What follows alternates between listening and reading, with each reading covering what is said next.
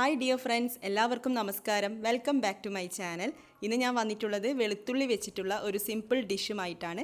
ചോറിൻ്റെ കൂടെ തൊട്ടുകൂട്ടി കഴിക്കാൻ വേണ്ടിയിട്ട്, അച്ചാറൊക്കെ പോലെ തൊട്ടുകൂട്ടി കഴിക്കാൻ വേണ്ടിയിട്ടുള്ള ഒരു സിമ്പിൾ ഡിഷാണ്. അപ്പോൾ വീഡിയോ കാണുക, ഇഷ്ടപ്പെടുകയാണെങ്കിൽ മറ്റുള്ളവർക്ക് ഷെയർ ചെയ്ത് കൊടുക്കുക, വീഡിയോ ലൈക്ക് ചെയ്യാനും മറക്കരുത്. നമുക്ക് നോക്കാം എങ്ങനെയാണ് തയ്യാറാക്കുന്നത്. ഇത് തയ്യാറാക്കാൻ വേണ്ടിയിട്ട് 4 ടേബിൾ സ്പൂൺ വെളിച്ചെണ്ണ എടുത്തിട്ടുണ്ട്. വെളിച്ചെണ്ണയ്ക്ക് പകരം നല്ലെണ്ണയാണെങ്കിലും നല്ല ടേസ്റ്റ് ആയിരിക്കും. വെളിച്ചെണ്ണ ചൂടായിട്ട് വരുമ്പോൾ അതിലേക്ക് 1 ടീസ്പൂൺ കടുക് ചേർത്ത് കൊടുക്കാം. കടുകൊന്ന് പൊട്ടി തുടങ്ങുമ്പോൾ ഇതിലേക്ക് ഉലുവ ചേർക്കാം. 1/4 ടീസ്പൂൺ മുതൽ 1/2 ടീസ്പൂൺ വരെയൊക്കെ ഉലുവ ചേർത്ത് കൊടുക്കാം. ആവശ്യത്തിന് കറിവേപ്പിലയും കൂടെ ചേർത്ത് കൊടുക്കാം. ഇനി ഇതിലേക്ക് സവാള ചേർത്ത് കൊടുക്കാം. ഒരു മീഡിയം സൈസിലുള്ള സവാള ചെറുതായിട്ട് അരിഞ്ഞതാണ്. കൂടെ 8 ചുവന്നുള്ളി കൂടെ ചെറുതായിട്ട് അരിഞ്ഞതാണ്. ചുവന്നുള്ളി മാത്രമായിട്ടാണ് ചേർക്കുന്നതെങ്കിൽ അങ്ങനെയും ചേർക്കാം, നല്ല ടേസ്റ്റാണ്. ചുവന്നുള്ളി കയ്യിൽ കുറവാണെങ്കിൽ ഇതുപോലെ സവാളയും കൂടെ ചേർത്ത് കൊടുക്കാം. ചെറുതായിട്ട് വേണം കേട്ടോ അരിഞ്ഞു കൊടുക്കാൻ വേണ്ടിയിട്ട്. അപ്പോൾ ഇത് നന്നായിട്ട് വഴറ്റിയെടുക്കണം. ഇതിൻ്റെ കൂട്ടത്തിൽ നമ്മുടെ മെയിൻ ഇൻഗ്രീഡിയൻ്റായ വെളുത്തുള്ളി, ഇതുപോലെ 2 വെളുത്തുള്ളി മുഴുവനായും ഞാൻ എടുത്തിട്ടുണ്ട്. അപ്പോൾ അത് ഇതിലേക്ക് ചേർത്ത് കൊടുക്കാം. എന്നിട്ട് രണ്ടും കൂടെ നന്നായിട്ടൊന്ന് വഴറ്റിയെടുക്കാം. പിന്നെ വെളുത്തുള്ളിയൊക്കെ നിങ്ങളുടെ ഇഷ്ടത്തിനനുസരിച്ച് ചേർത്ത് കൊടുക്കാം. ഞാനിവിടെ 2 എടുത്തിട്ടുള്ളത്. 3 വെളുത്തുള്ളിയൊക്കെ എടുക്കാം, കുറച്ച് കൂടുതൽ എടുക്കണം, അത്രയേ ഉള്ളൂ.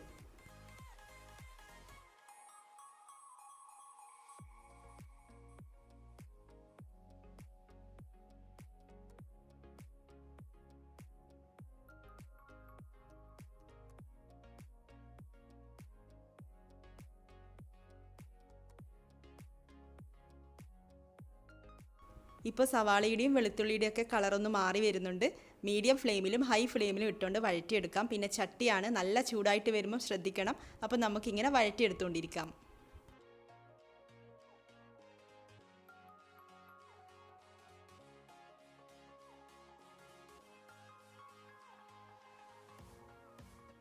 സവാളയും വെളുത്തുള്ളിയും നന്നായിട്ട് വഴന്ന് വന്നിട്ടുണ്ട്. ഇതിൽ കാണുന്നത് പോലെയല്ല കേട്ടോ, കുറച്ചുകൂടെ ഡാർക്ക് കളറാണ്. അപ്പോൾ ഈ ഒരു പാകത്തിൽ മതിയാവും. ഇനി നമുക്ക് ഫ്ലെയിം കുറച്ച് വെച്ചുകൊണ്ട് ഇതിലേക്ക് പൊടികൾ ചേർത്ത് കൊടുക്കാം. മഞ്ഞൾപ്പൊടി ചേർത്ത് കൊടുക്കാം 1/4 ടീസ്പൂൺ. പിന്നെ ഇതിലേക്ക് മുളക് പൊടി ചേർക്കുന്നുണ്ട്, 1/2 ടീസ്പൂൺ മുളക് പൊടി ചേർക്കണം. പിന്നെ കാശ്മീരി ചില്ലി പൗഡറും കൂടെ ചേർത്ത് കൊടുക്കണം. 1 ടീസ്പൂൺ കാശ്മീരി ചില്ലി ചേർക്കാം. അതാവുമ്പോൾ നല്ല കളറുണ്ടാവും, എരിവ് കുറവായിരിക്കും. അപ്പോൾ ഈ പൊടികളൊക്കെ ചേർത്തിട്ട് ഇതിൻ്റെ റോ സ്മെല്ല് മാറുന്നത് വരെ നന്നായിട്ടൊന്ന് വഴറ്റിയെടുക്കാം.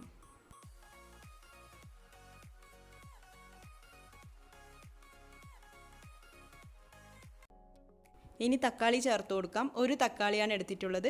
പുളി കുറവുള്ള തക്കാളിയാണ് വേണ്ടുന്നത്. നല്ല പഴുത്ത തക്കാളിയൊക്കെ ആണെങ്കിൽ കൂടുതൽ നല്ലത്. അപ്പോൾ തക്കാളി ചേർത്തിട്ട് നന്നായിട്ട് വഴറ്റിയെടുക്കാം. തക്കാളി ഒന്ന് നന്നായിട്ട് വെന്തുടഞ്ഞ് വരട്ടെ. പിന്നെ ഇതിലേക്ക് ഇതുവരെ ഉപ്പ് ചേർത്ത് കൊടുത്തിട്ടില്ല. ആവശ്യത്തിന് ഉപ്പ് കൂടെ ചേർത്ത് കൊടുക്കാം.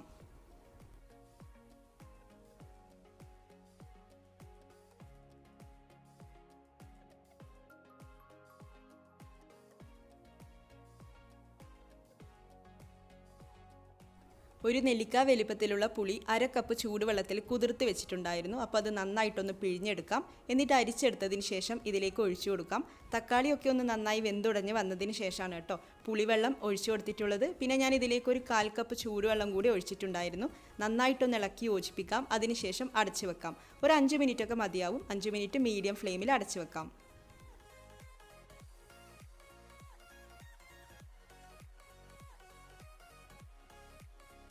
5 മിനിറ്റിൽ കൂടുതൽ അടച്ചു വെച്ചിട്ടുണ്ടായിരുന്നു. ഇതിപ്പോൾ ഇവിടെ നന്നായിട്ട് തിളച്ചുകൊണ്ടിരിക്കുന്നുണ്ട്. അപ്പോൾ നോക്കിയപ്പോൾ കുറച്ച് ഉപ്പ് കുറവായിരുന്നു. അതുകൊണ്ട് ഞാൻ കുറച്ച് ഉപ്പ് ചേർത്ത് കൊടുക്കാൻ പോവുകയാണ്. പിന്നെ എരിവും കുറച്ച് കുറവാണ്. എരിവിന് വേണ്ടിയിട്ട് കുരുമുളക് പൊടിയാണ് ചേർത്ത് കൊടുക്കുന്നത്. ഒരു 1/2 ടീസ്പൂണൊക്കെ ചേർത്താൽ മതിയാവും. പിന്നെ ഇതിലേക്ക് ചെറിയൊരു കഷ്ണം വെള്ളം ചേർക്കുന്നുണ്ട് കേട്ടോ. അത് ഓപ്ഷണലാണ്, ചേർക്കണമെന്നില്ല. പിന്നെ പുളിയൊക്കെ നന്നായിട്ട് കൂടുതലായിട്ട് തോന്നുന്നതാണെങ്കിൽ ഉറപ്പായിട്ടും വെള്ളം ചേർത്ത് കൊടുത്തോളൂ. അപ്പോൾ ഞാനിതിവിടെ ഒരു മധുരത്തിന് വേണ്ടിയിട്ടാണ് ചെറിയൊരു കഷ്ണം വെള്ളം ചേർക്കുന്നുണ്ട്. പിന്നെ ഇതിലേക്ക് കായം പൊടി, ഒരു 1/2 ടീസ്പൂണൊക്കെ കായം പൊടി കൂടെ ചേർത്ത് കൊടുക്കുന്നുണ്ട്. അപ്പോൾ ഇതൊക്കെ ചേർത്തിട്ട് ഒന്ന് നന്നായിട്ട് ഇളക്കി യോജിപ്പിക്കാം.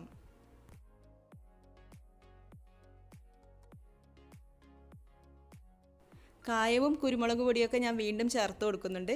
കായത്തിൻ്റെ ഫ്ലേവർ ഇഷ്ടമല്ലെങ്കിലും ഒരു നുള്ളെങ്കിലും ചേർത്ത് കൊടുക്കണം. പിന്നെ ഉലുവ ഞാൻ നേരത്തെ ആദ്യമേ ചേർത്തല്ലോ. അപ്പോൾ അങ്ങനെയല്ല, ഉലുവ പൊടിയായിട്ട് ചേർക്കുന്നതാണെങ്കിൽ ഈ ഒരു സമയത്ത് ചേർത്ത് കൊടുത്താൽ മതിയാവും.